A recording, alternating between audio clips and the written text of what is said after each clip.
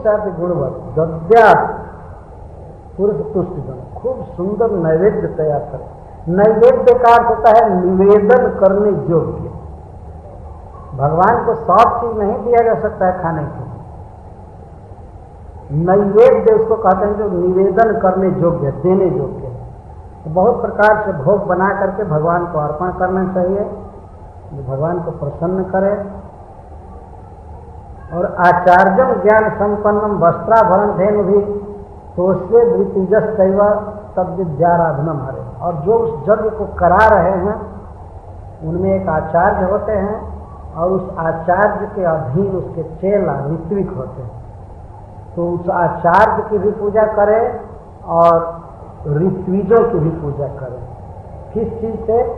धेनु दक्षिण वस्त्राभरण धेनु। आचार्य की पूजा करें, वे आचार्य गृहस्थ होंगे श्योरली, सन्यासी नहीं रहेंगे।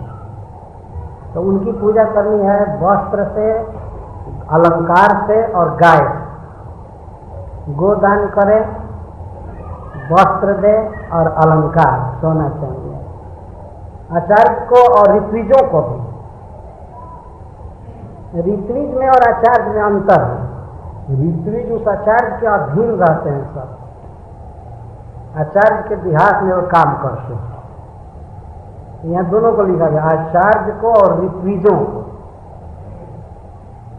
तो ऋत्विज जानते हैं कि आचार्य कौन है, अपने को आचार्य नहीं कहते।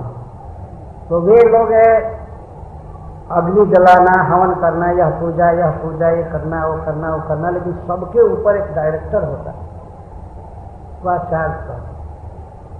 वो आचार्य ज्ञान संपन्नम, समस्त ज्ञान से संपन्न होते हैं आचार्य। ज्ञान संपन्नम, ज्ञान से परिपूर्ण।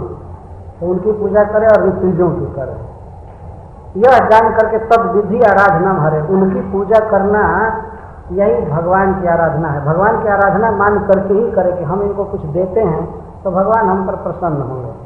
और भोजे तन गुणवत्ता सदन्य न सुचिस्मित, है सुंदर मुस्कान वाली सुचिस्मित प्रिय, खूब सुंदर गुणमय अन्न से उनको भोजन करावे। गुणमय अन्न का अर्थ है सटरस भोजन, बहुत प्रकार से पकवान बना करके उन ब्राह्मणों को खिलावे। अन्य से ब्राह्मणान सत्ता ये सब पत्र समागत, और अन्य भी जो ब्राह्मण वहाँ आए उनको भी खूब खिलाना चाहिए। और दक्षिणा में गुरवे दद्या, और जिस गुरु ने इस पयोव्रत का उपदेश किया, मंत्रोपद्रष्टा व्रतोपदेष्टा गुरु को दक्षिणा दे।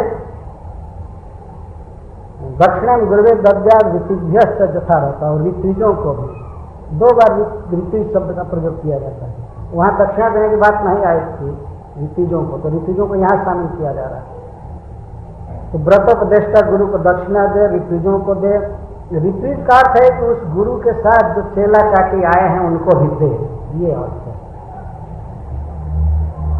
और अन्नाद देना, अस्पाकांश प्रेणे संपादन, उस अवसर पर जितने भी लोग हैं सबको फुल प्रसाद देना, खिलाना चाहिए।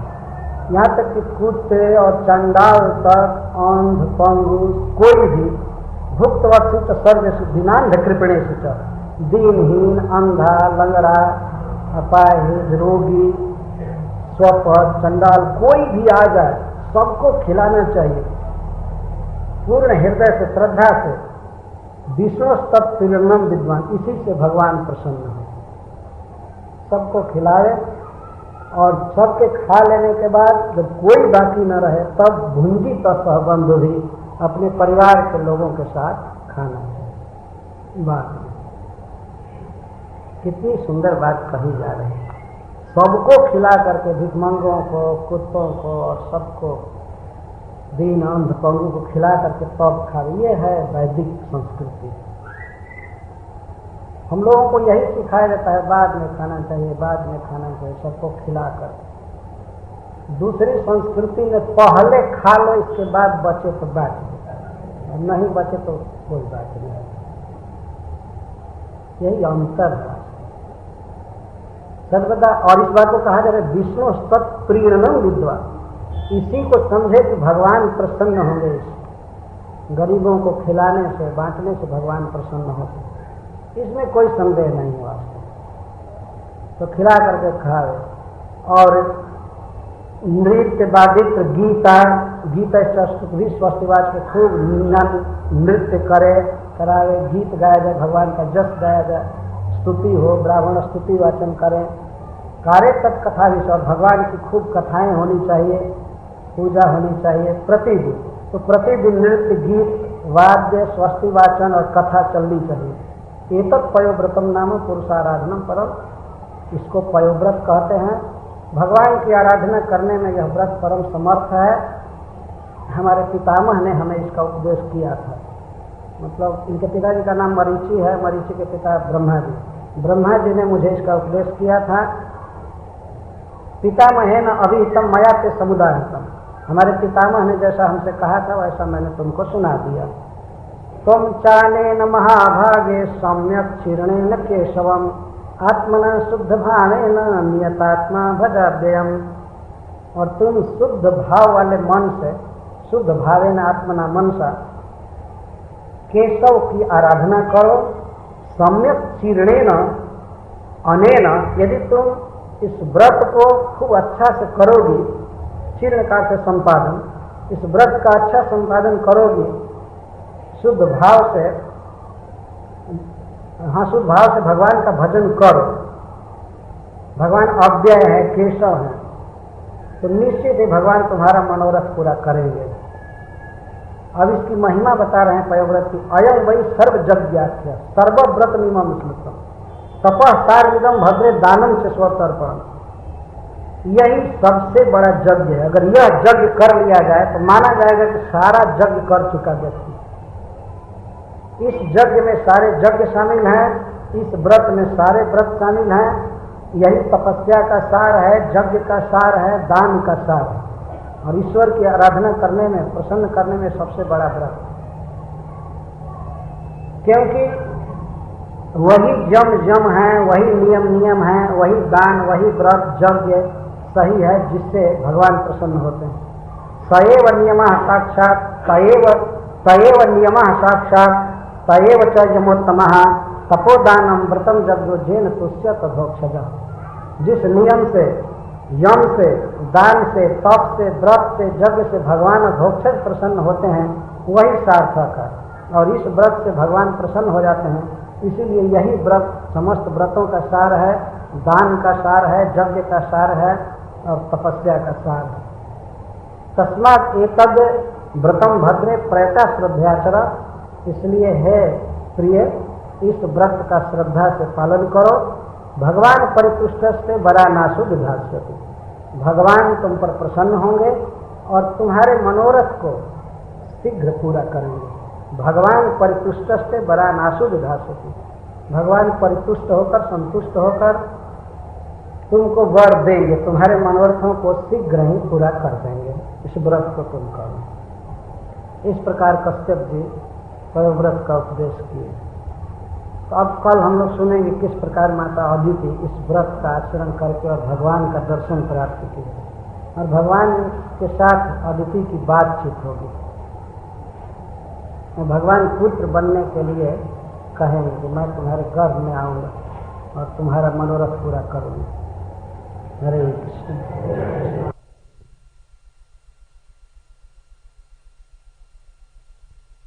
कल चर्चा हुई थी किस प्रकार कश्यप जी अपनी पत्नी अदिति को पयोव्रत का उपदेश कर रहे थे।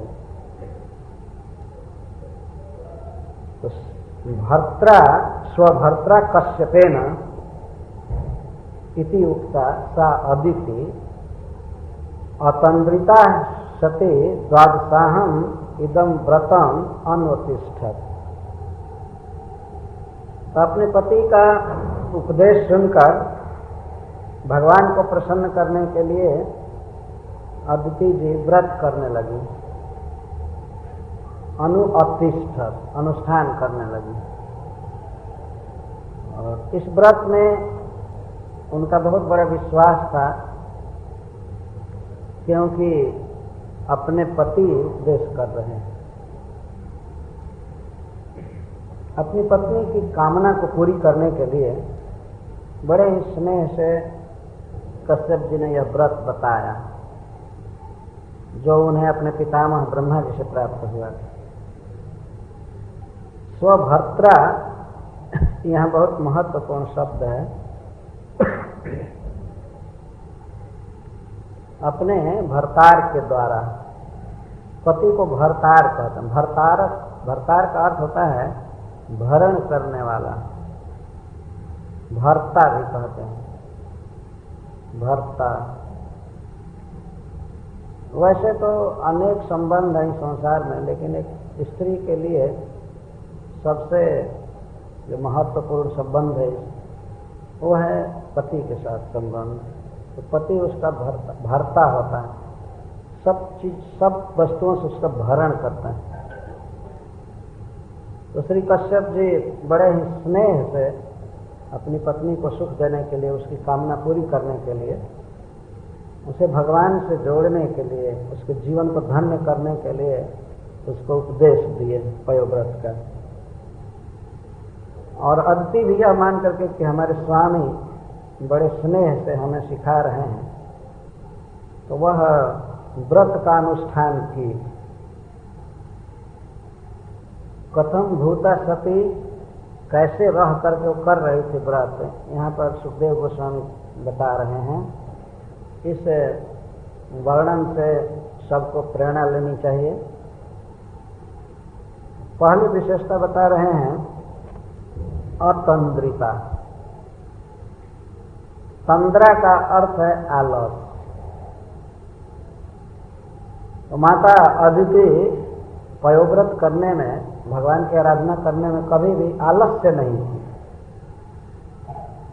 आलस्य दो तरह का होता है। एक तो किसी काम को करना लेकिन उसमें बहुत अधिक देर कर देना। जैसे 10 मिनट का काम है तो 1 घंटा लगा दे, यह भी तंद्रा है।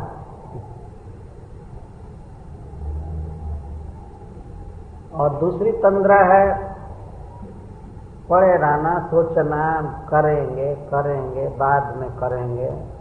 इसको दीर्घ सूत्रता भी कहते हैं। कभी कभी तो लोग ऐसे सोचते हैं ऐसा काम करेंगे करेंगे करेंगे, फिर कहता है आज बीत गया, अब कल करेंगे, कल देखेंगे। इसको तंद्रा कहते हैं। तो काम को देरी से करना, बिल्कुल न करना, इसको तंद्रा कहते हैं। अतंद्रिता, तंद्रा शून्य होकर के अदिति जी व्रत करने लगे। जिस प्रकार कोई महायोगी बहुत तत्परता से साधना में जुट जाए, उस तरह से अदिति जी साधना में जुट गए। बहुत महत्व की बात है, किसी भी साधना में पहले तंद्रा नहीं होनी चाहिए। आज के युग में तो आप देख रहे हैं, कोई भी व्यक्ति साधना करने चलता है तो थोड़े ही समय में उसे तंद्रा आने लगती है। माला जप रहा है, बैठा है, तब तक तंद्रा आने लगती है। पहली साधना की सीढ़ी है, पहला प्लेटफार्म है कि बिल्कुल सावधान होकर के समय पर कोई तंद्रा न हो, निद्रा न हो, और जिस काम को जितने समय में पूरा कर लेना है उस स्पीड से उतने समय में कर लेना है। इसको अतंद्रिता का, बहुत फास्ट काम करना वो अभी एक तंद्रा है। जो काम जैसे है उसी समय पर करना चाहिए, उतना समय लगना चाहिए। तो वह अतंद्रिता होकर के व्रत करने लगी। व्रतम अनोतिष्ठत। किस प्रकार व्रत कर रही है, सबसे पहले उसकी योग्यता बता रहे हैं कि बुद्धि सारथी सा, उसने अपनी बुद्धि को सारथी बनाया।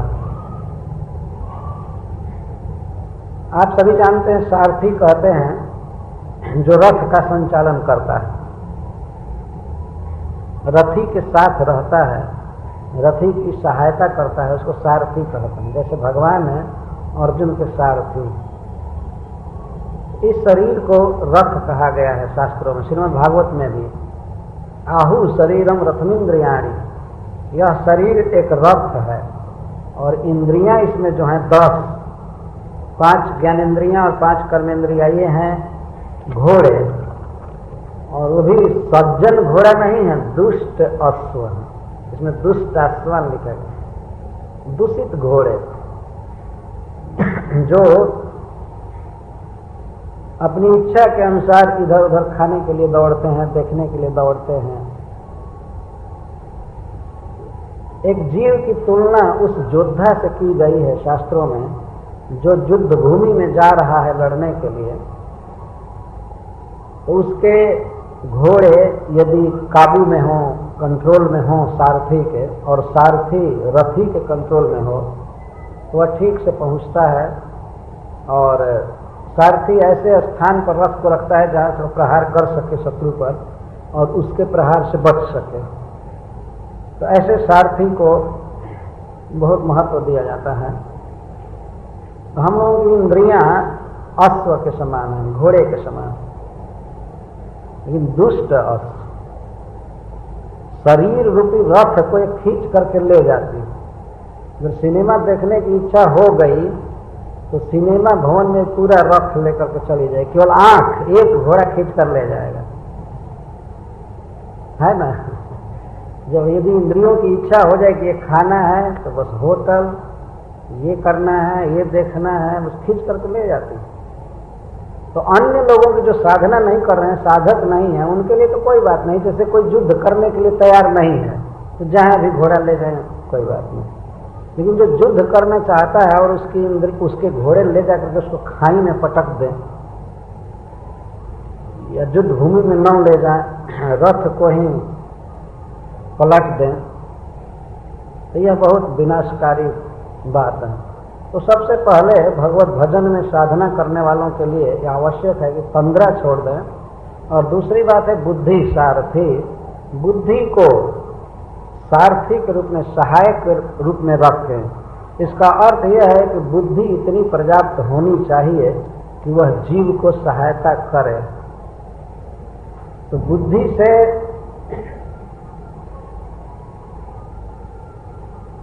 बुद्धि सारथी, मनसा, बुद्धि को सारथी बना करके और मन को लगाम, जो प्रग्रह होता है घोड़ों को पकड़ने वाला। तो रथी तो युद्ध करेगा, सारथी घोड़ों को पकड़ता है। तो बुद्धि से मन को कंट्रोल करके और मन के लगाम से दुष्ट अश्वों को, दुष्ट इंद्रिय रूपी अश्वों, इन इंद्रियों को अपने वश में कर लिया माता अदिति ने। अर्थात उसकी इंद्रियां कहीं नहीं जा सकती थी, भगवत विषय के अलावा आंख कहीं नहीं जा सकती थी, कान कहीं नहीं जा सकता था। तो इस तरह से साधना होती है। आंख, कान, हाथ, पैर कुछ भी हो, मन इधर उधर नहीं जा रहा। चिंतयन्ति एकया बुद्धिया, एका बुद्धि, अनन्य बुद्धि से, बुद्धि विखंडित नहीं हो रही थी। तो अनन्य बुद्धि से भगवान का चिंतन कर रहे थे। ये प्रश्न होगा कि इंद्रियां कैसे वश में कर ली? तो बुद्धि की सहायता से उसने इंद्रियों को वश में कर लिया। तो सारी इंद्रियां भगवान के भजन में लगी हुई थी। हाथ, पैर, आंख, कान या त्वक, जो भी इंद्रियां थी भगवान के भजन में लगी हुई थी। भगवान की पूजा करने में, कथा सुनने में, जप करने में, भगवान को स्नान कराने में। इस प्रकार उसने अपने इंद्रियों को वश में कर लिया था। दुष्टाश्वान क्यों कहा गया? क्या माता अदिति की इंद्रियां दूषित थी? दुष्ट का अर्थ दूषित, दोष से भरा हुआ। और इंद्रियों का दोष क्या है? भगवान को छोड़ करके विषयों में चले जाना, यही इंद्रियों का दोष है और इसी कारण उनको दुष्ट कहते हैं, दूषित। तो माता अदिति के लिए यह बात नहीं है वास्तव में, लेकिन यह माना जाता है कि जीव की इंद्रियां अनादिकाल से विषयाभिमुखी होती है। भगवान में लगाने के लिए बहुत सत्संग करना पड़ता है, उपदेश सुनना पड़ता है, कथा सुननी पड़ती है, लेकिन विषयों में लगाने के लिए कोई प्रयास नहीं करना पड़ता। जन्म से ही विषयों की तरफ, रूप, रस, गंध, शब्द के प्रति इंद्रियां दौड़ जाती है। तो इसीलिए दुष्ट कहा गया, दूषित इंद्रियां हैं। कोई करोड़ों करोड़ों में एक व्यक्ति भी नहीं होता होगा जन्म से ही उसका मन, उसकी इंद्रियां स्वाभाविक कृष्ण में आविष्ट हों, ऐसा नहीं देखा जाता। चाहे पिता की कृपा से, गुरु की कृपा से, माँ की कृपा से, या किसी सत्संग करने के कारण बच्चे की बुद्धि भगवान में लग जाती है। जन्म से ही बुद्धि लगी हो, ये बहुत विरल बात है। दुष्ट इंद्रियां हैं। तो माता अदिति ने इंद्रियों को वश में किया बुद्धि की सहायता से और मन द्वारा निगृह करके, निग्रह करके, उनको पकड़ करके ने वश में किया भगवान की भक्ति करने के लिए। भगवान को हृषिकेश कहा जाता है। इंद्रियों से ही उनका भजन होता है। तो इंद्रियां जब विषयाभिमुखी रहेंगी तो हम कैसे भजन कर पाएंगे? इसलिए सबसे पहला कार्य है इंद्रिय निग्रह, इंद्रियों को वश में करना, क्योंकि उनको वश में करके भगवान में लगाना है। तो माता अदिति ने लगाया इस तरह से। मनश्चैकाग्रया बुद्धिया भगवत अखिलात्मनि वासुदेवे समाधाय चचार पयोव्रतम। और मन को एकाग्र की गई बुद्धि द्वारा नियंत्रण में किए, और बुद्धि को वश में करके मन को अखिलात्मनि भगवती वासुदेवे समाधाय पयोव्रतम चचार। मन को लगाया भगवान में, समाधाय, सम आधाय, सम्यक आधाय, पूर्णतः मन भगवान के चिंतन में लगा हुआ है। इसका अर्थ ये, बुद्धि भगवान में लगी थी, मन लगा था, सारी इंद्रियां लगी थी भगवान में। इस तरह से भगवान वश में होते हैं, भगवान प्राप्त होते हैं। वास्तव में भगवान को प्राप्त करना कोई सुगम कार्य नहीं है इस जगत में। चैतन्य महाप्रभु कहते हैं, कृष्ण से रतन धन, प्रभु कहे सनातन, कृष्ण से रतन धन अनेक जतने से मिला है। कृष्ण रूपी रत्न बहुत जत्न करने पर मिलते हैं। अच्छा नहीं तो कहने के लिए कह दिया था हाँ केवल थोड़ा जप कर दो और बस मिल जाएंगे भगवान, नहीं, अनेक जत्न करना पड़ता है, बहुत प्रयास करना पड़ता है। बड़े बड़े लोग राज्य छोड़ करके वन में चले गए भगवान को पाने के लिए। सुखद साम्राज्य, भवन, सब कुछ त्याग कर वन में गए, तो हम निश्चिंत भगवान का स्मरण करेंगे, कथा सुनेंगे। और बहुत एकाग्रता की आवश्यकता होती है। ये तो केवल प्रोत्साहित करने के लिए कह दिया जाता है कि हाँ जैसे तैसे भी करो बस भगवान मिल जाए, ऐसी बात नहीं है। देखिए देव माता अदिति कितनी साधना कर रही है, इंद्रियों को वश में करके, मन को वश में करके, भगवान में रह करके, भगवान के चिंतन में समाधाय। ऊपर लिखा गया है महापुरुषम ईश्वरम चिंतयन्ति, चिंतन बुद्धि से होता है और समाधाय संकल्प विकल्प मन से होता है। तो बुद्धि से वो भगवान के बारे में सोच रहे थे कि बस यही जीवन का सार है, भगवान का चिंतन करना, भजन करना, और संकल्प विकल्प केवल भगवान के रूप गुण लीला आदि का हो रहा था और कुछ नहीं होता। इस तरह से वो रात दिन साधना में लग गई, भगवान में मन को रख दी। कथम भूते भगवती, तो उत्तर देते हैं अखिलात्मनि वासुदेवे भगवती, सप्तमी विभक्ति में है। भगवान में, अखिलात्मा में, वासुदेव में उसने अपने मन को रख दिया, सम आधाय, पूरा पूरा लगा दिया मन को।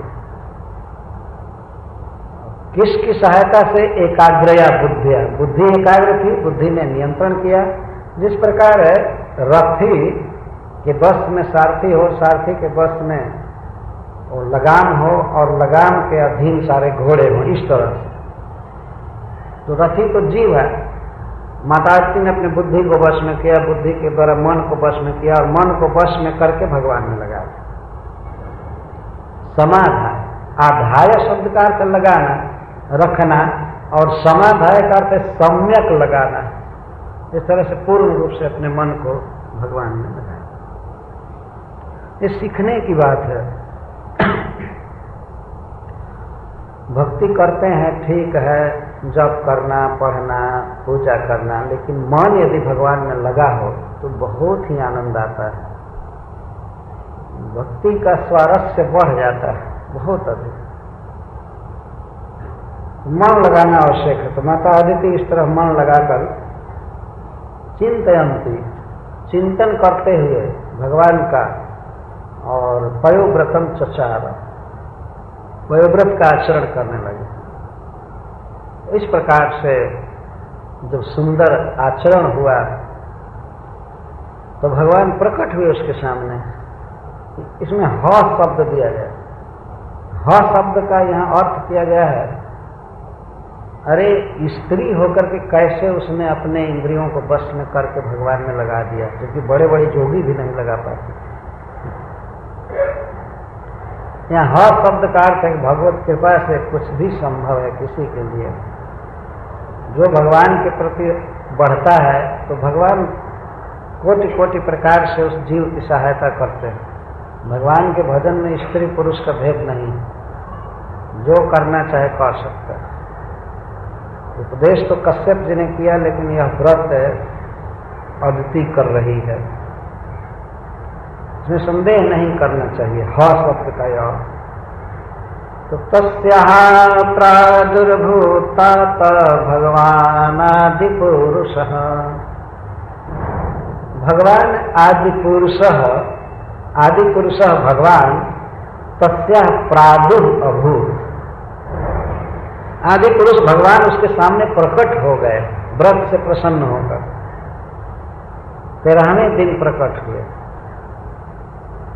द्वादशी के दिन प्रकट हुए थे, लेकिन ये जो प्राकट्य है वो वामन द्वादशी नहीं है। अभी भगवान गर्भ में आएंगे, गर्भ से जब प्रकट होंगे तब द्वादशी, भाद्र शुक्ल पक्ष की द्वादशी को प्रकट हुए, वामन द्वादशी कहते हैं, जो इस साल 10 तारीख को पड़ रहा है आगे। तस्या प्रादुर्भूत, प्रादुर्भाव कहते हैं, प्रादुर का प्रकट हो गए, प्रादुर अभूत, तस्या उसके समक्षम, तस्या समक्षम, अदिते है समक्षम प्रादुर अभूत। कौन? भगवान आदि पुरुष, जो आदि पुरुष हैं, ब्रह्मा आदि के भी पिता है, सबको जिन्होंने जन्म दिया है, इस विश्व के समस्त जीवों के वही जन्मदाता हैं, वे भगवान प्रकट हुए। ऐसा नहीं समझना चाहिए कि भगवान ने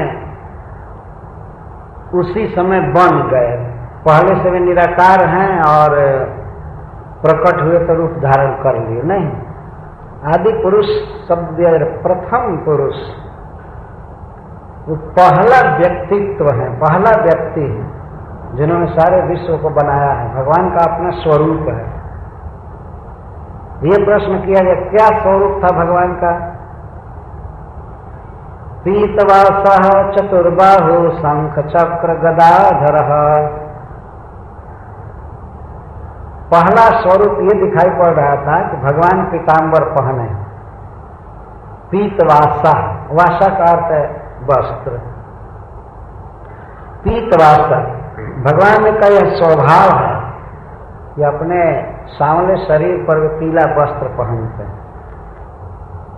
ऐसे भक्त लोग तो उनको जो भी पहना दे पहन लेते हैं दीति के रूप में, लेकिन वास्तव में वे पीत वस्त्र पहनते हैं। और लक्ष्मी जी नील साड़ी पहनती हैं, ये राधा रानी। राधा रानी को यह बहुत प्रिय है कि अपने प्रियतम के शरीर के रंग से मिलता हुआ साड़ी पहनते हैं। और कृष्ण नीला वस्त्र पहनते हैं, कृष्ण पीला वस्त्र पहनते हैं। किसी भी स्वरूप में भगवान को अनंत कोटि स्वरूप में हाँ वे पीतांबर पहनते हैं। पीतवासा चतुर्बाहु, 4 भुजाएं भगवान के। अन्य अलंकारों का यहाँ वर्णन नहीं किया जा रहा है, इसलिए कि कहीं कहीं उपलक्षण से काम चलाया जाता है। शास्त्र की यह परिपाटी है। केवल यह कह दिया जाए कि भगवान के सिर पर मुकुट है, तो उससे इतना पूरा समझ लेना चाहिए कि अंगुलियों में अंगूठियां हैं, कंकड़ है, गले में कौस्तुभ मणि है, कमर में करधनी है, पैर में पायजेब है, नुपुर है, और सारे गहने। एक बात कहने से सारा समझ लिया जाता है, उसको उपलक्षण कहते हैं संस्कृत में। तो भगवान प्रकट हुए, सारे आभूषणों को धारण किए थे, चमचम चमक रहे थे। क्या उसका वाणी से वर्णन किया जा सकता है? केवल 3 वर्णन सुखदेव गोस्वामी कर रहे हैं। पीत वसन, 4 भुजा, और भुजाओं में शंख चक्र गदा धारण किए थे। 3 भुजाओं का वर्णन करें। 3 भुजाओं में शंख चक्र और गदा। तो चौथे हाथ में जिसमें पद्म धारण करते हैं, भगवान इस समय पद्म धारण नहीं किए, हाथ में नहीं धारण, नहीं लिए, क्योंकि एक हाथ से माता अदिति को आशीर्वाद देना है, खाली हाथ रखे। आचार्यगण कहते हैं कि भगवान कभी कभी देने के लिए अपना हाथ खाली रखते हैं, तो देने के बहुत शौकीन। शंख चक्र गदा, भगवान के शंख का नाम है सुदर्शन, और चक्र का नाम है सुदर्शन, शंख का नाम है पांचजन्य, और गदा का नाम है कौमोदकी, और कमल का नाम है अम। ये नाम है चारों का, उसका व्यक्तिगत नाम रखा हुआ है। भगवान के धाम में जितनी भी वस्तुएं हैं सबका नाम है, यहाँ तक कि भगवान के मणि का भी नाम है, उसका नाम है कौस्तुभ मणि। करधनी का भी नाम है, नुपुर का भी नाम है, बहुत सुंदर सुंदर नाम है। एक एक वस्तु का, एक पेड़ का भी अलग नाम है वैकुंठ। ऐसा नहीं केवल आम का पेड़ कह दीजिए और कुछ पता ही न लगे कौन पेड़ कौन झाड़, सबका अलग अलग नाम है, व्यक्तित्व है। तो भगवान शंख चक्र गदा धारण किए हैं, इसका क्या भाव है? इसका यह भाव है कि शंख चक्र और गदा तीनों युद्ध की सामग्रियां, ये अस्त्र। भगवान इनको लेकर प्रकट हुए हैं माता अदिति को आश्वासन देने के लिए, तो मैं आपकी इच्छा पूरी करूंगा, अगर इसके लिए युद्ध भी करना पड़े तो कर सकता हूं। युद्ध की सामग्री लेकर भगवान चलते हैं उन भक्तों के पास जो अपने शत्रुओं से तंग रहते हैं, भगवान का स्वभाव। और शंख चक्र गदा बहुत सुंदर लगते हैं, भयावह नहीं लगते, चमचम चमकता रहता। सुदर्शन चक्र तो भगवान के हाथ में बहुत स्पीड से नाचता रहता, और ऐसा न समझिए कि भगवान की अंगुलियों में चल रहा है, अंगुली से वो टच नहीं करता है, रिमोट कंट्रोल से चलता रहता है। भगवान तो समस्त प्रकृति के मूल कारण है, चिन्मय है, उनकी दृष्टि से सारी सृष्टि होते हैं, सब कुछ कंट्रोल करते हैं। एक चक्र को ऐसे घुमा देना कौन बड़ी बात है। हमने देखा था एक बार लीला हो रही थी वृंदावन में, तो एक लड़का चक्र लिया था हाथ में, तो कोई इधर उधर बैटरी बांधा था बैटरी से तार निकला हुआ था और वही नचा रहा है, छिपा में आता है। भगवान को बैटरी की जरूरत नहीं है, वो बैटरी के बाप है, वो सूर्य चंद्रमा इलेक्ट्रिसिटी सबके उद्गम स्थान है, उनके हाथ में चक्र नाचता रहा। शंख बहुत सुंदर लगता है, कौमुदकी गदा जिसमें असुरों का रक्त भी कभी कभी लगा रहता है, और रक्त लगी हुई गदा बहुत ही सुंदर लगती है। भक्त लोग तंग होते हैं असुरों से, तो भगवान इन आयुधों को दिखाकर आश्वासन देते हैं। ऐसे प्रभु माता अदिति के सामने प्रकट हुए। तम नेत्र गोचरम वीक्ष सहसोत्थाय सादरम ननाम भूमिकाये न दंडवत प्रीति बिहवला। तम नेत्र गोचरम वीक्ष प्रीति बिहवला। भगवान को नेत्र गोचर देखकर, अपने आंखों के सामने प्रकट देख करके माता अदिति प्रेम में विह्वल हो गई। विह्वलम, वलम का अर्थ होता है चाल, चलना, और विह्वलम का अर्थ है स्तंभित रह जाना, कुछ नहीं कर पाना, उसको विह्वल कर। अतिशय आनंद की बाढ़ में, प्रेम की बाढ़ में वो विह्वल हो गई और तुरंत ही उठ गई, बैठ करके भगवान की पूजा कर रही थी, पूजा कर रहे थे, कुछ मंत्र जप रही थी और तब तक भगवान प्रकट हुए। उस दिन की साध रखनी चाहिए मन में वास्तव में, जिस दिन भगवान हमारे सामने प्रकट हो। संतुष्ट नहीं रह जाना चाहिए केवल ड्यूटी को देख करके, ठीक है देखना चाहिए, लेकिन उस दिन की अवश्य लालसा और प्रतीक्षा रखनी चाहिए जिस दिन भगवान से हम बात करेंगे, वो प्रकट होंगे अपने स्वरूप में, वे हमसे कुछ कहेंगे, हम उनसे कुछ कहेंगे। यहाँ पर माता अदिति और भगवान दोनों बात करेंगे। ये है साधन की सफलता।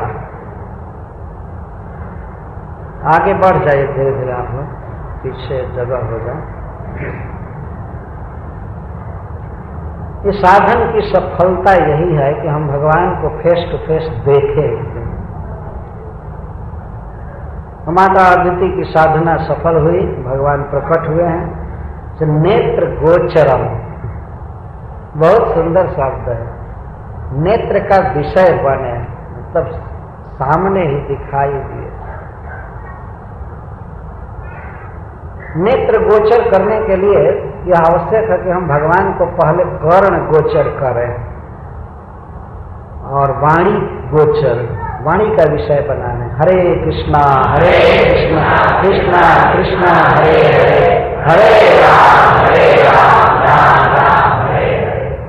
जब कोई भक्त वाणी से और कान से भगवान को गोचरीभूत कर लेता है, निरंतर सुनता है और बोलता है, तो निश्चित ही एक दिन वह भगवान को देखता है। जिस समय बोलता है, सुनता है, उस समय तो भगवान मन में आविर्भूत होते ही हैं, लेकिन एक दिन ऐसा समय आता है कि भगवान हमारी साधना से प्रसन्न होकर कृपा करके और वे सामने प्रकट होते हैं। तो माता अदिति की साधना सफल हुई, भगवान प्रकट हुए। तो सहसा उत्थाय, भगवान को देखते ही सहसा अकस्मात उत्थाय, उठ गई, खड़ी हो गई। और एक बार तो खड़ी हो गई, और खड़ी होने के बाद दंडवत भूमि कायेन ननाम, शरीर से उसने प्रणाम किया भगवान को, दंडवत, दंड की तरफ। यहाँ दंडवत शब्द से तात्पर्य कुछ और है। जैसे आप डंडा को खड़ा करें और छोड़ दीजिए तो धड़ाम से गिर जाएगा पूरा पहले। तो माता अदिति ने प्रणाम किया तो कुछ गिरने जैसा हुई हो, सार्धोषा के कारण उसको शरीर में कंपकंपी आ गई, अष्ट सात्विक विकार आ गया, आंखों में आंसू, शरीर में रोमांच और शरीर में कंपन हो गया। आगे वर्णन करते, और वह भगवान को साष्टांग प्रणाम, दंडवत प्रणाम से। अगर थोड़ा भी हाथ सिकुड़ा रह गया तो दंडवत नहीं होगा, क्योंकि डंडा गिरता है तो ऐसा नहीं कि कुछ सिकुड़ जाए उसका अंश, संकुचित हो जाए, नहीं, डंडा गिरता है तो पूरा उसकी लंबाई में वो गिरता है। इस तरह से इसको दंडवत प्रणाम कर। एक बार विनोबा जी कह रहे थे दंडवत प्रणाम के विषय में। विनोबा जी सर्वोदय के स्थापक हैं, उनका मैं प्रवचन सुना था, डायरेक्ट कह रहे थे कि देखो दो तरह से दंडवत किया जाता है, विनोद में कर रहे थे। एक तो पूरा डंडे की तरह गिर जाना, और नहीं तो डंडे की तरह खड़ा हो जाना है। तो कुछ लोग ऐसे ही दंडवत रह जाते हैं, लेकिन उसको प्रणाम नहीं कहेंगे। प्रणाम का अर्थ है झुकना है, प्रणम, प्रकृष्ट रूप से नम होना, झुक जाना। तो वास्तव में जमीन पर लेट जाना यही प्रणाम है, जैसे खड़ा रहना है ये प्रणाम नहीं। लेकिन वो विनोद में कह रहे थे कुछ लोग नहीं करते हैं प्रणाम, ऐसा दंडवत करते हैं। तो माता अदिति ने दंडवत किया भगवान को, कायेन दंडवत, पूरा काया को, शरीर को भगवान के चरणों के सामने गिरा दिया, लेट गई भूमि पर। और फिर उठी, सोत्थाय बद्धाञ्जलिवेदितुं स्थिता नोत्सेह आनन्दजलाकुलेक्षणा बभूव तूष्णीं पुलकाकृतिस्तत् बभूव तूष्णीं पुलकाकुलाकृतिः तद्दर्शनात्युत्सवगात्रवेपथुः। माता अदिति पहले खड़ी हुई, फिर एक बार बैठी थी तो खड़ी हो गई, फिर प्रणाम किया, प्रणाम करने के बाद फिर उठी। उत्थाय, सा उत्थाय, बद्धांजलि, हाथ जोड़ लिया, अंजलि बांध लिया, और ईदितुम, ईदितुम का अर्थ है कि भगवान का गुण गाने के लिए सोचने लगी, उनके विषय में कुछ बोलूं, भगवान की प्रार्थना करूं, वर्णन करूं, रूप का, करुणा का, बल का, ईश्वरताई का। सहज एक लालसा हुई कि इनके बारे में मैं कुछ बोलूं, लेकिन न उत्सेह, समर्थ नहीं रह सकी बोलने, बोल नहीं पाई, केवल स्थिता, स्थिता कार के बस खड़ी की खड़ी रह गई, हाथ जोड़ करके खड़ी की खड़ी रह गई। बोलना चाहती थी, नहीं बोल पाई। क्यों? उसके कई कारण दिए जा रहे हैं। एक तो बात थी कि आनंद जलाकुलेक्षणा, आनंद के जल से उसके नेत्र दोनों आकुल थे। आकुल का अर्थ व्याप्त, व्याप्त हो गए नेत्र, आंखों में अश्रु झरझर बह आए, निकल आए, आनंद के आंसू। अरे भगवान जिसके सामने प्रकट हुए हैं, बहुत दिनों से मनोरथ हो रहा था कि भगवान प्रकट होंगे, भगवान प्रकट होंगे, और वे प्रकट हुए हैं। तो इस कारण से भगवान को देख करके इतना आनंद हुआ कि वो आनंद ही आंसू के रूप में भर गया आंखों में। आनंद जल, दो तरह से आंसू निकलते हैं आंखों से, शोक के आंसू और आनंद के आंसू। तो शोक के आंसू गर्म होते हैं और आनंद के आंसू शीतल होते हैं।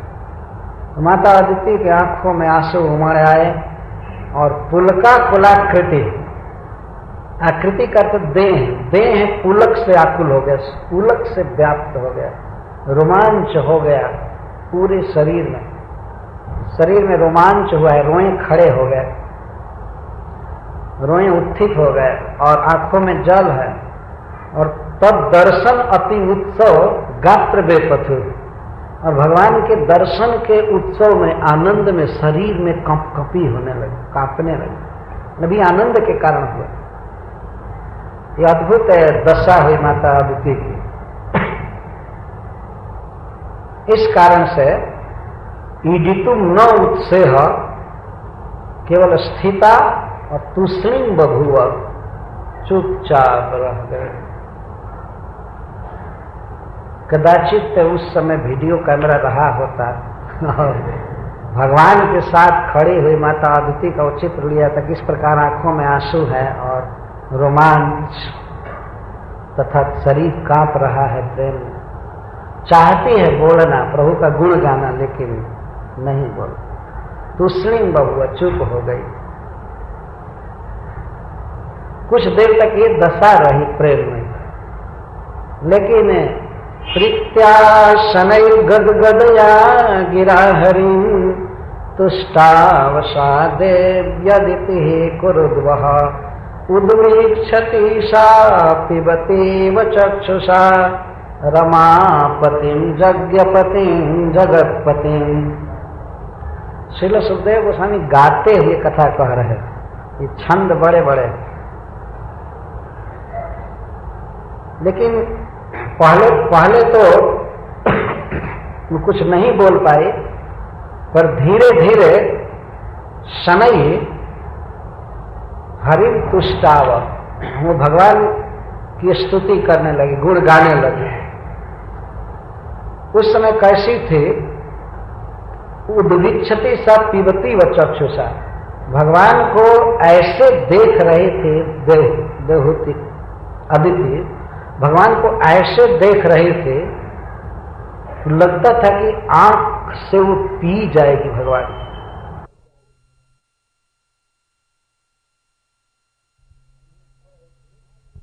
हो रही थी कि लगता था कि भगवान एक रस हैं और आंखें जिह्वा जैसे उसको पी रही, अर्थात पलक नहीं गिर रही, एक टक श्री कृष्ण को देख रही थी। पीबती वह न तो देखती वह कह सकते, ऐसा नहीं कह सकता कि देख रहे थे, ऐसा लगता था कि पी रही, आस्वादन कर रही थी। भगवान परम सुंदर हैं, परम मधुर हैं वास्तव में। सबके जीवन में वो एक दिन आवे जिस दिन भगवान को हम देखें और ऐसा लगे कि हम पी रहे। इतनी आंखों में लालसा थे कि सुखदेव गोस्वामी कह रहे हैं कि पीबती हुआ, मानो पी रही है, उद्विक्षत, इस तरह से देख रही थी। निर्निमेष नेत्रों से मां अदिति भगवान को देख रही थी और ऐसा लगता था कि आंखों से उनको पी रही है। हे कुरुवंश शिरोमणि परीक्षित, माता अदिति इस तरह से भगवान की स्तुति करने लगी, गदगदया गिरा। वो जब बोलना चालू की भगवान के विषय में, जैसा आगे आएगा, यज्ञेश, यज्ञ पुरुष, अच्युत इत्यादि, तो गला गदगद था, पूरा पूरा उच्चारण नहीं हो पाता था। इस तरह से गदगद वाणी से स्तुति कर रहे थे। किनकी स्तुति कर रहे थे, किनको देख रहे थे? रमापति, यज्ञपति, जगतपति। सुखदेव गोस्वामी माता अदिति के भावों को व्यक्त कर रहे हैं। वो सोच रहे थे यही रमा के पति, श्री जी जिनकी सेवा करती हैं, जो श्री के पति हैं, वही मेरे सामने प्रकट हुए हैं। वो सोच रही थी, जैसे जैसे वो विचार करते हैं वैसे वैसे सुखदेव गोस्वामी वर्णन कर रहे हैं। रमापति और यज्ञपति, यही भगवान यज्ञ के पालक हैं, यज्ञ का फल देते हैं। मैंने यज्ञ किया तो मेरे यज्ञ के कारण प्रकट हुए। यज्ञपति, समस्त यज्ञों के द्वारा इनकी आराधना की जाती है। और जगतपति, समस्त जीवों के भी पति यही, सर्वेश्वर है। माता अदिति के मन में ये भाव हो रहा था, ये सर्वेश्वर हैं, लक्ष्मीपति हैं, यज्ञपति हैं। भगवान को देख करके भगवान के बारे में कुछ विचार तो उठेगा ही, ये क्या है, कौन है, तो इस तरह से विचार उठ रहे थे। माता अदिति गदगद वाणी में गदगदया गिरा हरि की स्तुति कर रही है। यह भी भाव आ रहा है माता अदिति के मन में कि ये सब दुख हर लेते हैं अपने भक्तों का, सारा कष्ट हर लेते हैं। तो हरि शब्द आ रहा है, स्तुति कर रही है। यज्ञेश यज्ञ पुरुषाच्युत तीर्थ पाद, तीर्थ श्रव श्रवण मंगल नाम धेय, आपन्न लोक बृजनोपसमो दयाद्य, शम्नः कृधीश भगवन्न दीननाथ। इसमें भगवान को कई संबोधन कर रहे हैं। भगवान सारा दुख हर लेते हैं, सारा मनोरथ पूरा करते हैं। इस विषय में भगवान की योग्यता और क्षमता को प्रकाशित करने के लिए मां अदिति अनेक विशेषण दे रही है भगवान को। पहला शब्द निकला यज्ञेश। हे जगनेश, यज्ञेश, यज्ञेश का अर्थ है जो यज्ञ फल दाता। भगवान यज्ञ का फल देते हैं।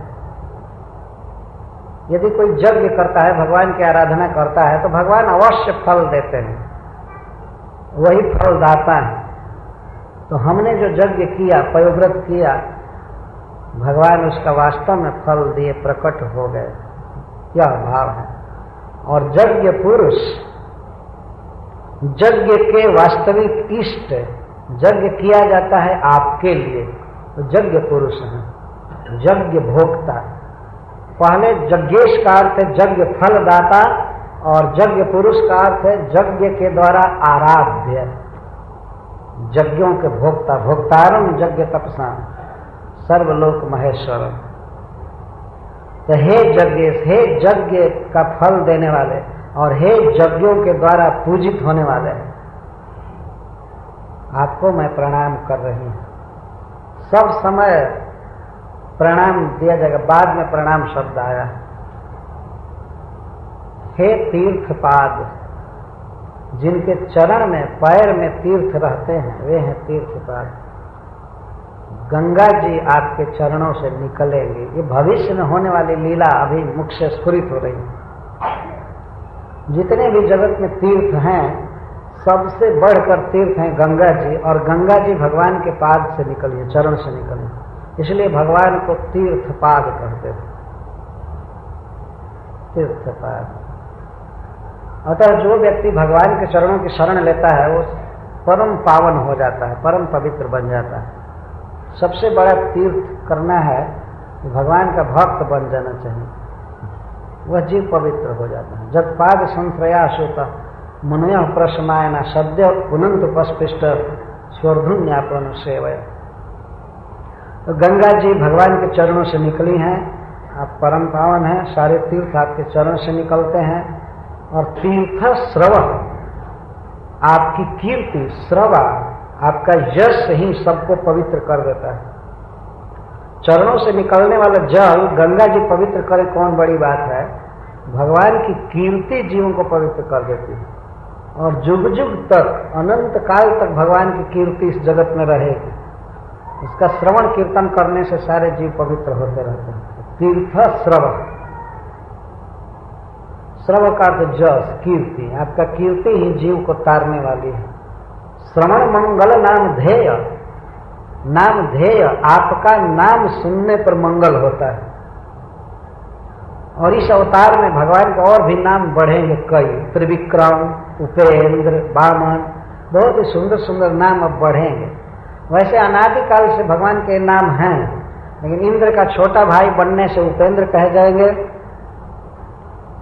और त्रिविक्रम, 3 पग में संपूर्ण ब्रह्मांड को नापने के कारण त्रिविक्रम कहे जाएंगे, और छोटे रूप में अवतार लिए थे इसलिए वामन कहे जाएंगे। और भी इनके कई नाम होंगे, और इन नामों को सुनने से ही मंगल हो जाता है। श्रवण मंगल नाम ध्येय, सुनने मात्र से मंगल करता है नाम, फिर गाने पर क्यों नहीं करेगा।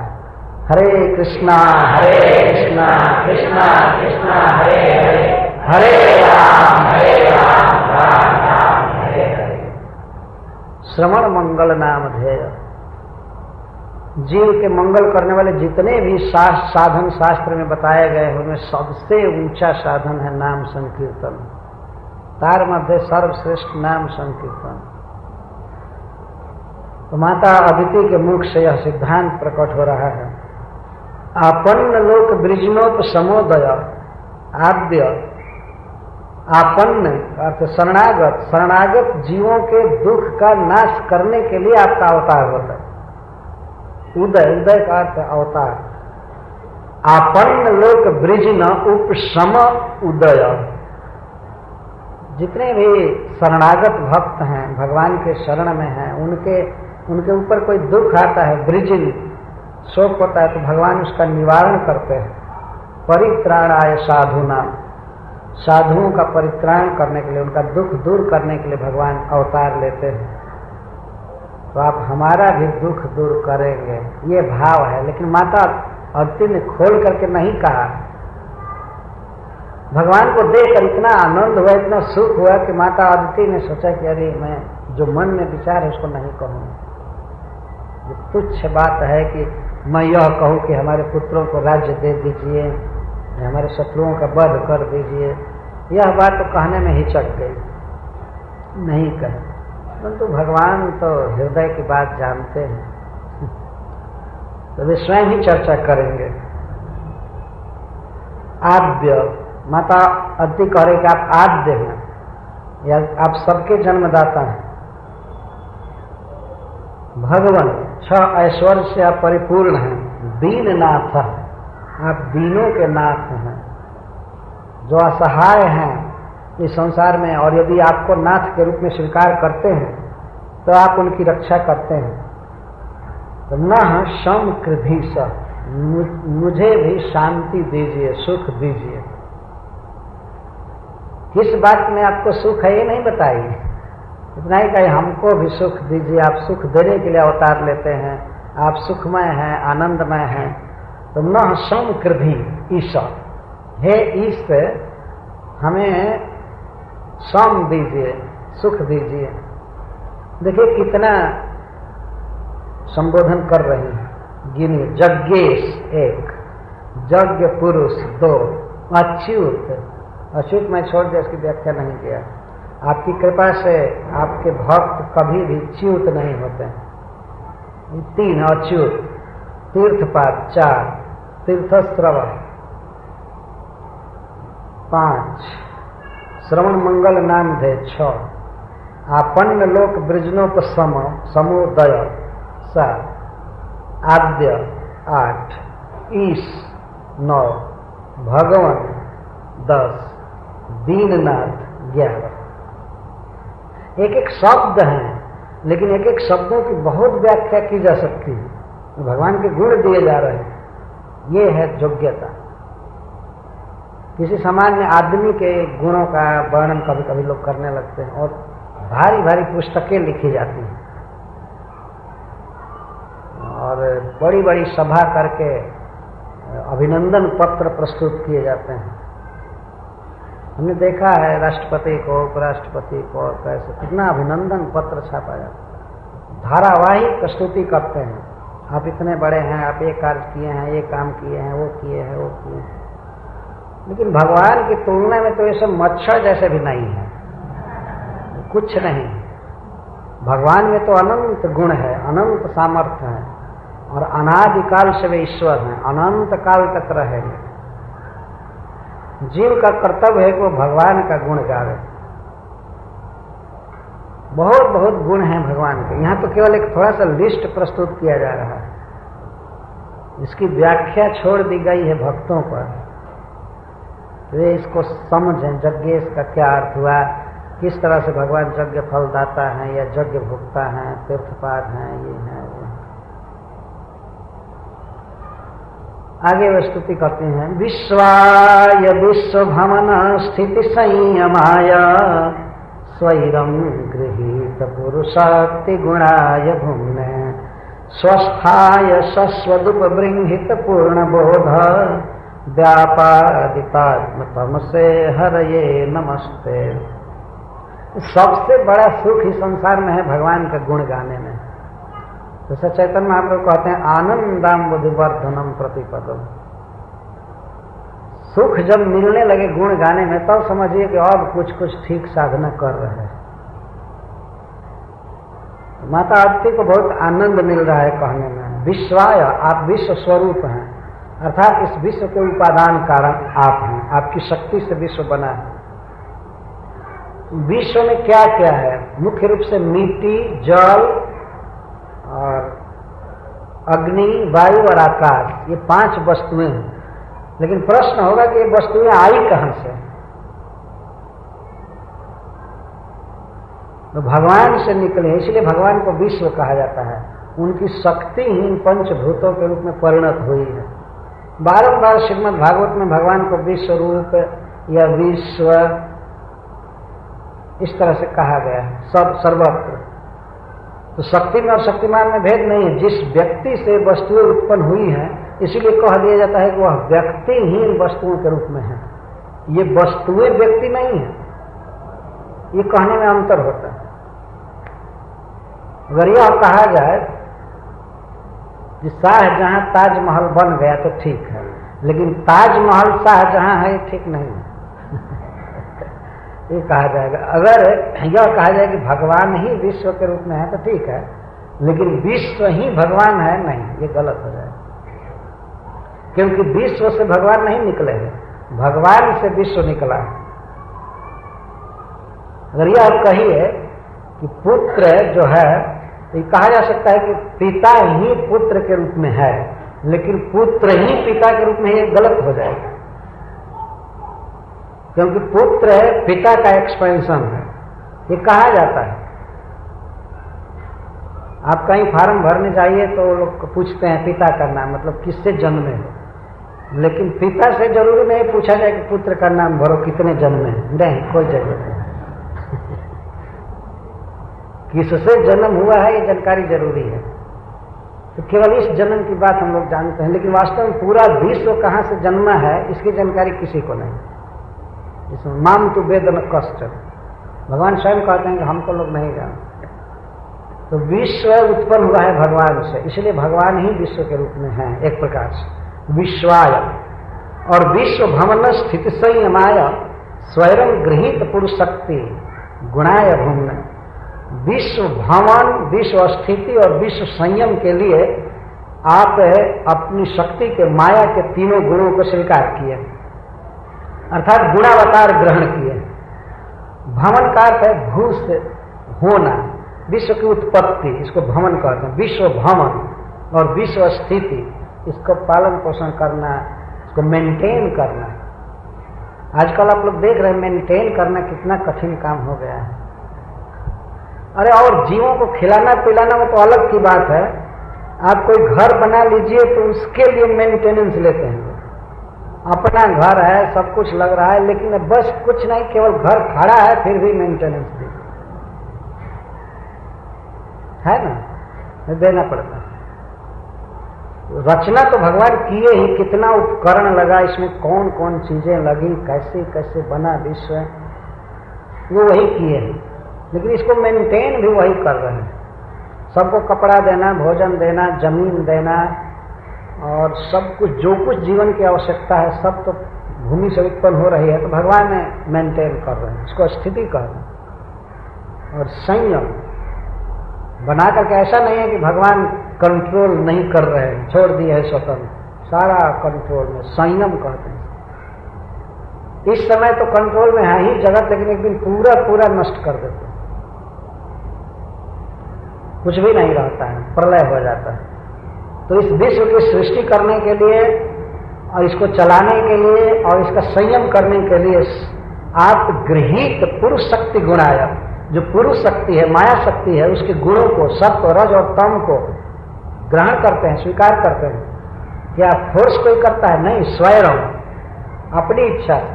भगवान की इच्छा होती है कि अब सृष्टि हो, बनाऊं, बना देते हैं, मेंटेन करूं इतना दिन, इसके बाद बिगाड़ देते हैं, समाप्त कर देते हैं। स्वतंत्र है, कोई बाध्य नहीं है। इस संसार में देवता और मनुष्य सभी बाध्य हैं काम करने के लिए, ऑफिस अटेंड करने के लिए बाध्य हैं। बड़े बड़े पूंजीपति भी ऐसा नहीं है कि अपने घर में ही रह जाएंगे, बाध्य होते हैं ऑफिस देखना, ये करना, वो करना, ये करना, है ना। एक साधारण कारखाना को मेंटेन करने में कितनी चिंता होती है। फिर बनाना, चलाना, लेकिन संहार नहीं करते। माता पिता बच्चे को उत्पन्न कर सकते हैं लेकिन मार नहीं सकते हैं। नहीं, भगवान जन्म देते हैं, पालते हैं, मारते भी वही है। भले उपाय जो कुछ करे मारने का, लेकिन मारते वही है। नियम बनाए हैं, मरने का नियम बनाए हैं, जीने का नियम बनाए हैं, जन्म लेने का नियम बनाए हैं। और स्वयं करते स्वतंत्र। तो यहाँ एक प्रश्न बनता है कि यदि भगवान विश्व की सृष्टि करते, इतने जीवों का भोजन देना, कपड़ा देना और सब कुछ, मकान देना, आगे पीछे का सब कर्म फल देखना, व्यवस्था करना, तो भगवान तो चिंता में पड़ जाते होंगे। ऐसा हो सकता है ना, भगवान को भी कभी कभी चिंता होती है। तो माँ अदिति कह रहे नहीं, स्वस्थाय, आप इतना सृष्टि विस्तार करने के बाद भी स्वस्थ रहते हैं, बिल्कुल आनंद में रहते। भगवान कभी ऐसा नहीं कि व्याकुल हो गए, मार्केटिंग के लिए चलना चाहिए, ये काम करें, वो काम करें, ऐसे करें, वैसे करें। भगवान की बांसुरी अपने लोक में बजती रहती है, उनको कोई गम नहीं है। या वो शेष सज्जा पर सोए रहते हैं, स्वस्थ हमेशा। इस संसार में कोई स्वस्थ नहीं रहता है, देवता भी नहीं रहता। स्वस्थ का अर्थ है अपने में स्थित रहना, स्वस्मिन स्थित स्वस्थ, जो अपने में रहे, चिंता ग्लानि शोक में न रहे, उसको स्वस्थ कहते हैं। तो संपूर्ण विश्व, अनंत कोटि ब्रह्मांड की सृष्टि करके भगवान इसको मेंटेन करते हैं, चलाते हैं, संहार करते हैं, फिर भी स्वस्थ आनंद। कभी कोई चिंता में नहीं पाएगा भगवान को किसी भी लीला में देखिए, भगवान घबराते नहीं, बिल्कुल ठीक। केवल एक बार उन्होंने लीला किया कि क्रोध में दिख पड़ रहे थे, क्रोधी नहीं थे हिरण्यकशिपु का वध करने के लिए। उस समय लगता था भगवान चिंता में हो गए हैं, ये हो गए हो गए, लेकिन क्रोध में हुए तो सब मार काट करके नख से इधर उधर सारा ठीक कर। तो भगवान चिंता में नहीं है। भगवान में और जीवों में कितना अंतर है देखना चाहिए। कभी कभी मनुष्यों को लोग भगवान कह देते हैं, यह बहुत बड़ी भूल है। और मनुष्य का फोटो देखिए तो चिंता, क्या मर रहे हो, ईश्वर हो ना, भगवान हो और एक साधारण दुकान चलाने में, ऑफिस चलाने में मर रहे, ऐसे रहो। और भगवान को देखिए जब भी प्रकट होते हैं बिल्कुल प्रसन्न, या उनके घर में कोई जाए वैकुंठ में बिल्कुल प्रसन्न। जब भृगु जी तक परीक्षा लेने गए, भगवान के छाती में लात मारे तो भगवान उठकर उनका पैर सहलाने लगे। भगवान को कोई उद्वेग नहीं हुआ, अरे कौन आफत आ गई, कौन मारने लगा। आप यहाँ पर किसी बड़े व्यक्ति को जाइए और लात मारिए तो क्या करेगा वो? तो यदि शरीर में शक्ति होगी तो उसी समय वो भी लात चलाएगा, हाथ चलाएगा, नहीं तो फोन करेगा, पुलिस को बुलाएगा, ये करेगा वो करेगा, सिक्योरिटी सिक्योरिटी, दौड़ो दौड़ो, ये हो गया वो हो गया। लेकिन भगवान तो कोई नहीं घबराए, तो नहीं सोचे मैं तो इतना बड़ा हूं और आकर के ये साधारण ब्राह्मण मुझको लात मार रहा है, कभी नहीं सोचे। इसको धैर्य कहते हैं। और वहीं केवल प्रणाम नहीं करने से शिव जी एकदम खौफ हो गए, एकदम क्रोध में हो गए और जान मारने के लिए चल दिए भृगु जी। ईश्वर इसको नहीं कहते हैं, थोड़ी सी बात से बस उद्वेग हो जाए, ये हो जाए। ब्रह्मा जी भी रंज हो गए थे। शिव जी तो मारने ही चल दिए, लेकिन पार्वती जी ने रोक लिया कि आपके भाई है, छोड़िए, मर्डर मत कीजिए, ऐसा मत कीजिए। तब जाकर के त्रिशूल रखे। इतना केवल प्रणाम नहीं करने से आग बबूला हो गए। अरे भगवान तो वह है कि कुछ भी हो जाए जिसकी शांति कभी भंग नहीं हो सकती। आनंद ही आनंद। पूतना के वक्षस्थल पर थे लेकिन हंस रहे, बहुत जोर लगा कर चिंता में मारे पूतना को, हंस रहे थे। गोपियां जा करके पूतना के देह पर दौड़ करके कृष्ण को लाई, वे लोग उनकी रक्षा के लिए क्या क्या कर रहे थे, फिर वो तो हंस रहे थे।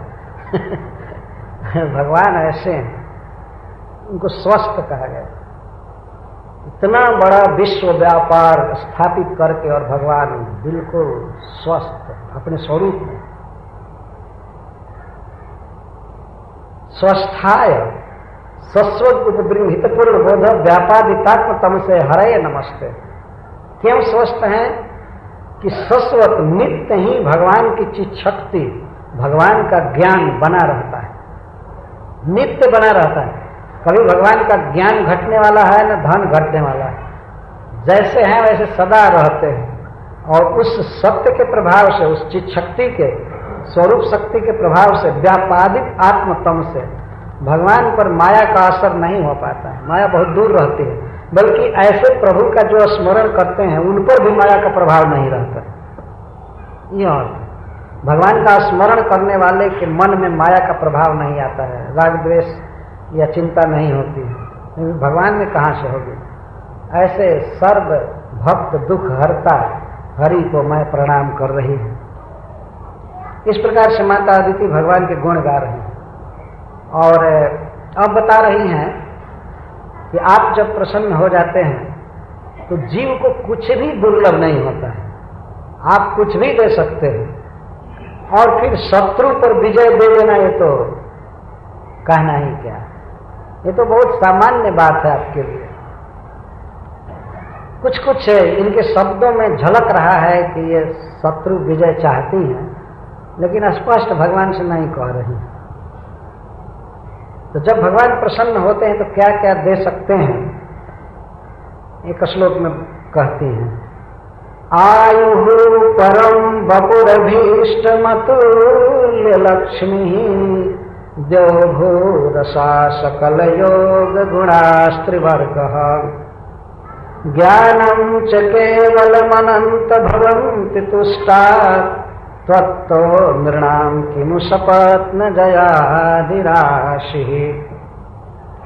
त्वत्तः तुष्टात्, हे नाथ, जिस भक्त पर, जिस व्यक्ति पर आप संतुष्ट हो जाते हैं तो आपकी कृपा से उसे परम आयु प्राप्त हो सकती है। परम आयु का अर्थ ब्रह्मा जी के समान दीर्घ आयु। इस विश्व में सबसे अधिक दिन जीने वाले ब्रह्मा जी। ब्रह्मा जी की आयु का वर्णन किया गया है शास्त्रों में, वो है 1 नील 54 खरब 40 अरब वर्ष। यह उनकी जीवन अवधि, इतने वर्ष तक जीवित रहे। जो परम आयु का है, द्विपरार्ध तक जीवित रहते हैं। तो भगवान जब प्रसन्न हो जाते हैं किसी पर और वह भक्त यदि चाहे कि मैं इतना दिन जीवित रहूं तो भगवान इतनी लंबी आयु दे देते हैं। अधिक दिन जीने की भी लालसा हो तो भगवान कृष्ण का भजन करना चाहिए। और हम समझते हैं कि सबको ये लालसा होती है कि ज्यादा दिन जी जाए, है ना अधिक दिन जी जाए। तो भगवान की कृपा से जीव अधिक दिन जीवित रहता है। परम आयु, जीने की लालसा वास्तव में सब में रहती है। चाहे कोई कितना भी झूठ बोले कि नहीं मैं मरना चाहता हूं, लेकिन वो बात सही नहीं।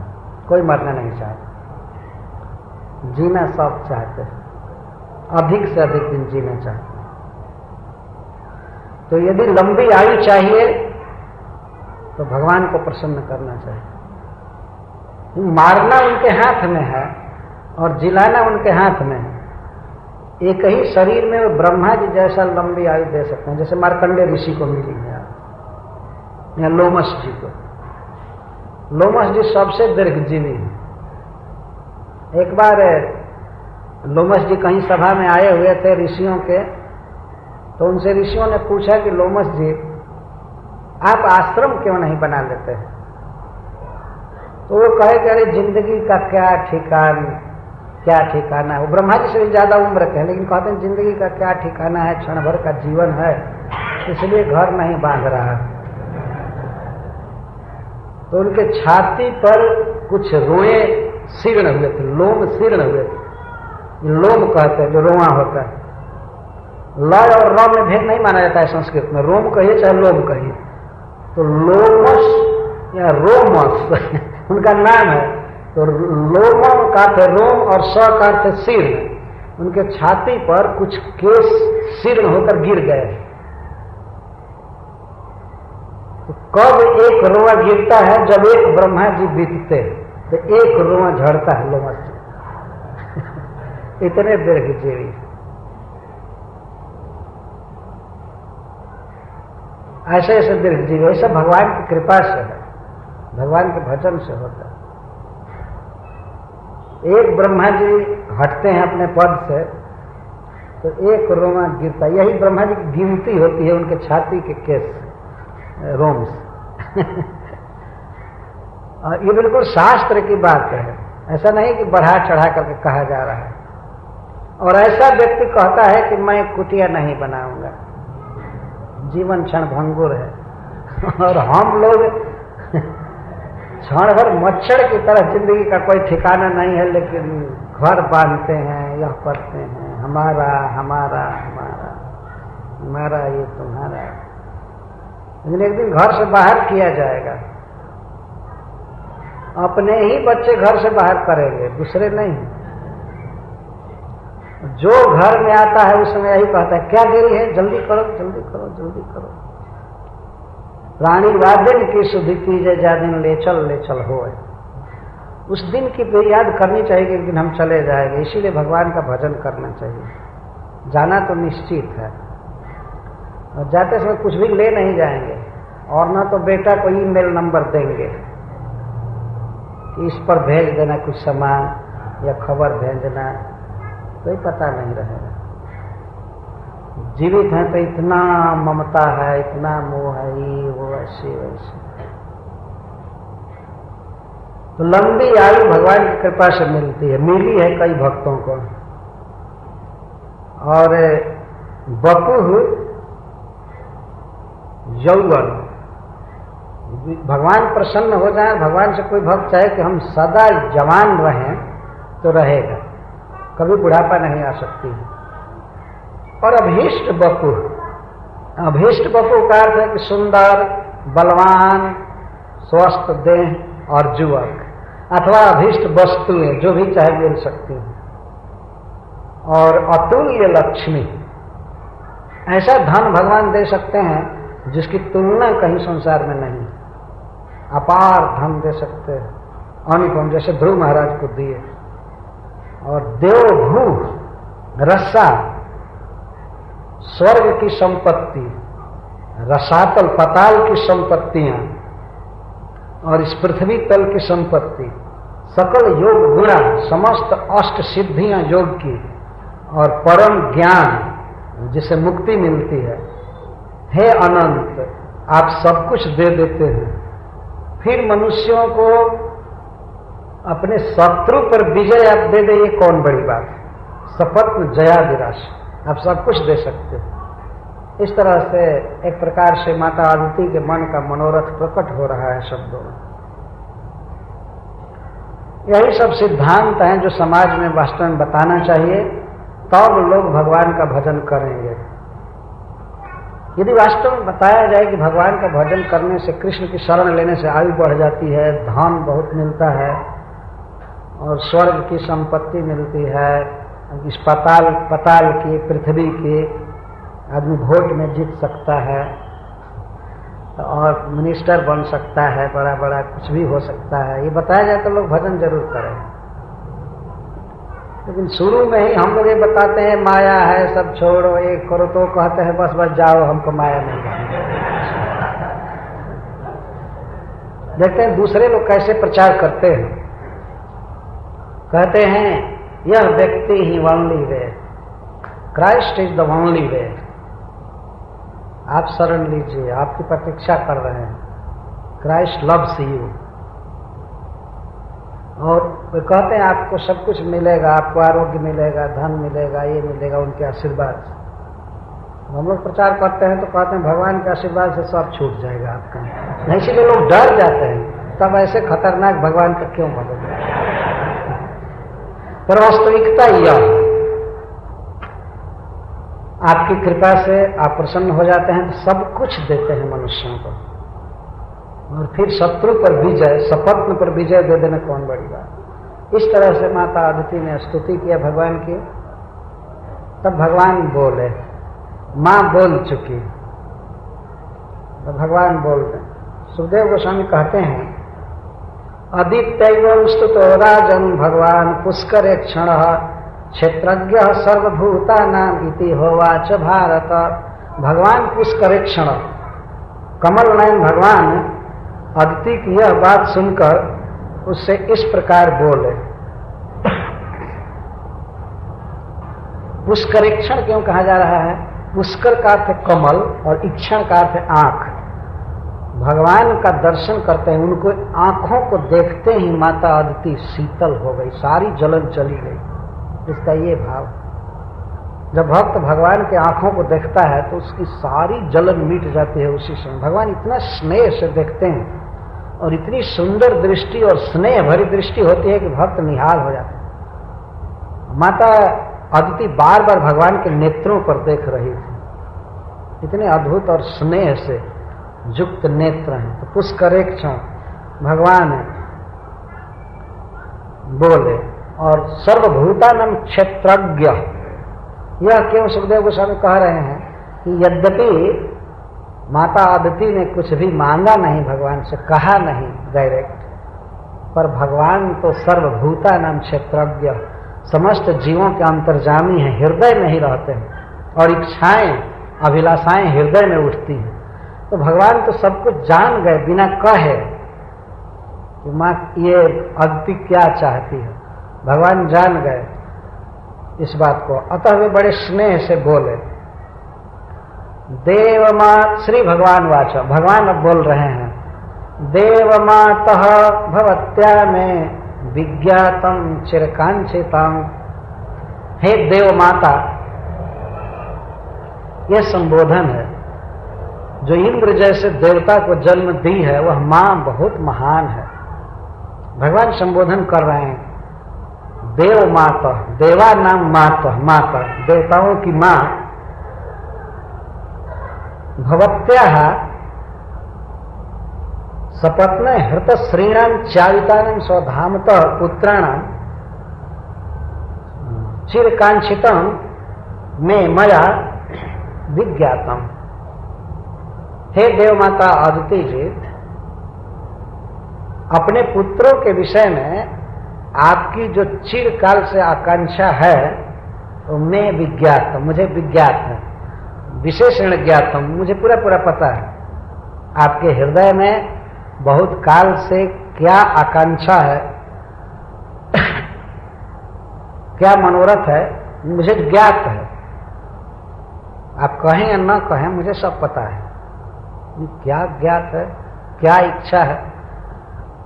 तो भगवान कहते हैं आपके लिए अपने प्रति कोई इच्छा नहीं है, लेकिन सपत्न हृत स्त्रीणाम स्थानम चारुतानाम पुत्राणाम, जो आपके पुत्र घर से भगा दिए गए हैं, उनका धाम छीन लिया गया है और उनका धन छीन लिया गया है, उन्हें जो परास्त कर दिया गया है, उन पुत्रों के विषय में जो आपकी चिरकांक्षितम बहुत काल से लालसा है वो मुझे ज्ञात है। तो माता अदिति तो चुपचाप थी। अब भगवान स्वयं कह रहे क्या इच्छा है, आपकी यही इच्छा है ना कि तान विनिर्जित समरे दुर्मदान असुरर्षभान प्रतिलब्ध जय श्री भी पुत्र इच्छा सुपाशितुम। तुम्हारी यही इच्छा है ना कि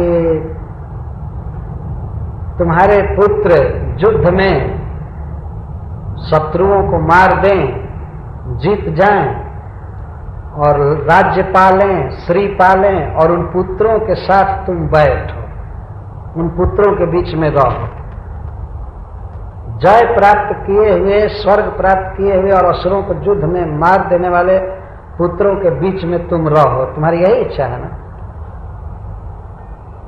देखिए कितनी घोर इच्छा है अदिति की, फिर भी भगवान प्रसन्न है उसकी भक्ति से। इस तरह की इच्छा होना कि हमारे पुत्र स्वर्ग जीत ले और बाकी जो शत्रु हैं वो मार दिए जाए। दोनों इच्छा है, केवल यही इच्छा नहीं है अदिति की कि हमारे पुत्र स्वर्ग के सम्राट बन जाए। यह भी इच्छा है कि इस समय जो स्वर्ग दखल किए हैं वे सब मारे जाएं। इतने दूषित हृदय से भी उसने भजन किया था और फिर भी भगवान प्रकट हुए। जो थोड़ा सा भजन चालू कीजिए तो लोग कहते हैं ये क्या हरे कृष्ण कर रहे हो, मन कहाँ घूम रहा है। अरे मन कहीं घूमे, भजन तो किया ना। भगवान कह रहे हैं कि माता अदिति का मन ये आकांक्षा रखा था कि असुर सब मारे जाएं। ये तो आकांक्षा बहुत अच्छी आकांक्षा नहीं है, बहुत क्रोध से भरा हुआ मन है। पर ऐसी स्त्री ने भी भगवान को पाया और भगवान को क्या पाया, भगवान को पुत्र रूप में पाया। यही इच्छा केवल रहती कि हमारे पुत्र राजा बने और असुर हटा दिए जाएं, वो जीवित रहें, तब तो कुछ ठीक था। लेकिन वे सब मारे जाएं और विजय प्राप्त अपने पुत्रों के साथ मैं स्वर्ग में रहूं। आपकी यही इच्छा है ना, मैं जानता हूं। इंद्र ज्येष्ठ स्वतन हतानाम युधि विद्विषाम स्त्रियों रुदंती रास्याद्य द्रष्टुमिच्छसि दुखिता। आप चाहती हो कि तुम्हारे इंद्र आदि पुत्रों के द्वारा सारे शत्रु मारे जाएं और उन शत्रुओं की स्त्रियां अपने अपने पतियों के लाश के पास आकर के रोवे। यही चाहती हो ना। उन स्त्रियों को रोती हुई देखना चाहती हो ना। बहुत ये नीच बात है वास्तव में, लेकिन भगवान से क्या छिपा है। भगवान सब हृदय की बात जानते हैं। हम लोग भी जो शुद्ध भक्ति का नाटक करते हैं, कृष्ण को सब मालूम है, वो यहीं पर है कि क्या क्या लालसा है। यहां तक होता है कि कभी कोई कुछ दक्षिणा देने लगे तो कहते नहीं नहीं इसकी जरूरत नहीं है, और यहां तो इच्छा भभक रही है कि और मिले। तो कृष्ण जानते हैं,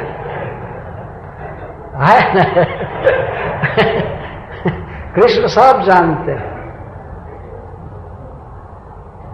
ऐसी इच्छा है कि वे शत्रु मारे जाएं, किसके द्वारा? इंद्र ज्येष्ठ स्वतनय, इंद्र ज्येष्ठ जैसा कई पुत्र, इंद्र जिनमें प्रधान है उन पुत्रों के द्वारा शत्रु मारे जाए और उनकी स्त्रियां रोवे, उनको रोती हुई तुम देखना चाहती हो।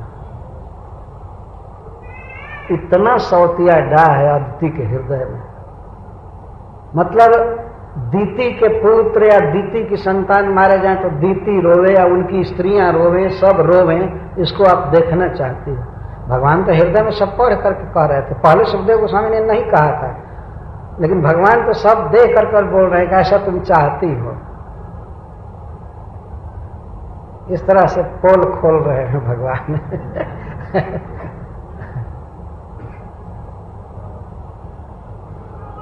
आत्मजान सुसमृद्धां त्वं प्रत्याहृत जसः श्रियः नाक पृष्ठमधिष्ठाय क्रीडतो द्रष्टुमिच्छसि। और यह भी चाहती हो कि तुम्हारे पुत्र सब समृद्धि प्राप्त कर लें, जस और लोक सब प्राप्त कर लें, और नाक पृष्ठम अधिष्ठाय स्वर्ग में रह करके खूब सुख भोगे, विहार करें, यही चाहती हो ना? ये मुझे सब पता है, लेकिन माता अदिति को इसके लिए कोई शोक नहीं हुआ कि भगवान हमारे मन के भाव को जानते हैं। अरे उनसे क्या लज्जा करनी है जो सब कुछ जानता है ना? एक कहावत है हम लोग के यहाँ भोजपुरी में, मैं कहावत तो नहीं कहूँगा, लेकिन कोई स्त्री कहती है कि जो पति साथ ही रात दिन रहता है उससे क्या लज्जा है, वो क्या नहीं जानता है।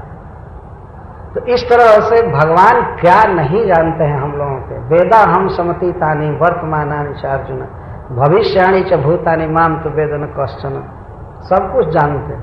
अगर वे प्रभु कहें कि तुम्हारे हृदय में ये लालसा है, ये दूषित लालसा है, ऐसी भावना है, तो इसमें लज्जा की क्या बात है? जैसे नंग धड़न बच्चा है और माँ के गोद में है तो उसको लज्जा क्या? माँ से क्या छिपा है? भगवान से क्या लज्जा? भगवान अगर कहे तो ये तो अच्छा है कि भगवान हमारे विषय में कह रहे हैं, कुछ बोल रहे हैं। इस प्रकार से भगवान ने कहा, लेकिन भगवान ने कह दिया कि ये होगा नहीं। आपके पुत्र राजा बनेंगे, लेकिन असुर एक भी मारे नहीं जाएंगे। तो वो इच्छा नहीं पूरी होगी।